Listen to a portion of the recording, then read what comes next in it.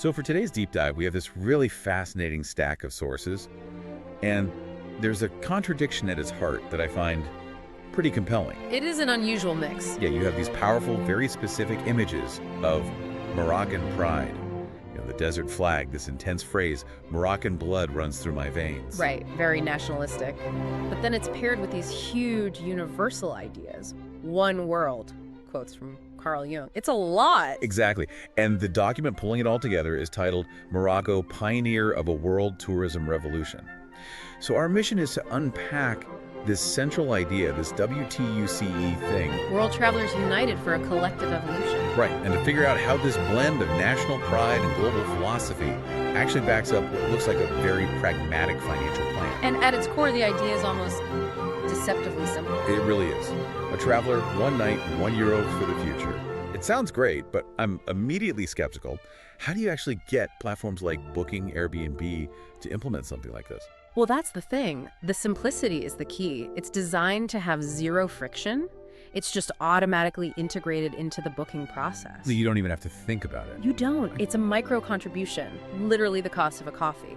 But that simplicity lets it function as a mechanism for sovereign development finance. It completely skips the usual bureaucracy. And the political strings that often come with foreign aid or loans? Exactly. And when you think about the scale, I mean, think about it.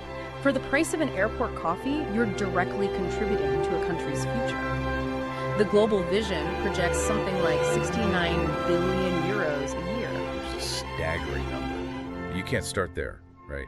You need a proof of concept. And that's where the Moroccan pilot comes in. Morocco gets over 17 million visitors a year if they stay an average of, say, 5 nights. You're looking at around 85 million euros annually just for Morocco. Just for Morocco. So that pilot proves the collection model is feasible. It justifies that bigger global number. Okay, so that brings up the big question, right? We have this huge potential pot of money. Who controls it? The source is very clear. Total national sovereignty. It is. But doesn't sovereignty sometimes mean a lack of oversight? How do you ensure transparency? That's a critical point. The plan is for the funds to stay in Morocco, managed by a new National Fund of Tourist Solidarity, the FNST. The FNST. And its governance structure is key. It's designed to include the state, the private sector, and civil society. So the accountability is built in at a national level. This isn't a World Bank loan. It reports to Rabat, not to Washington. And are they specific about where that money goes? Is there an allocation plan?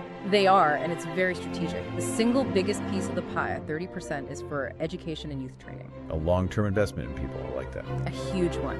Then you have 25% for sustainable energy and infrastructure, and 20% for preserving natural and cultural heritage. So that closes the loop. The tourists contribute directly to protecting the very culture and environment they came to see.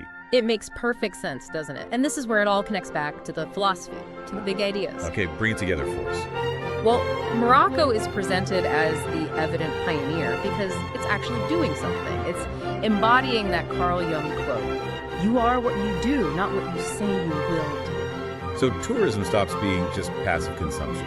Exactly. It becomes a tangible, measurable action, a collective contribution. That's the collective evolution they talk about. It's about repairing what George Orwell called the omission of social and environmental costs. You're building that cost right into the transaction. Precisely. And by committing 30% to youth and 20% to heritage, Morocco is proving its intentions through action, not just words. So if an act as common as booking a hotel night can become this powerful lever for national development, it makes you wonder, what other routine economic choice you make every day could be reinvented just by looking at it from a different angle with the goal of, a collective evolution? Something to think about. Definitely something to think about next time you hit confirm booking.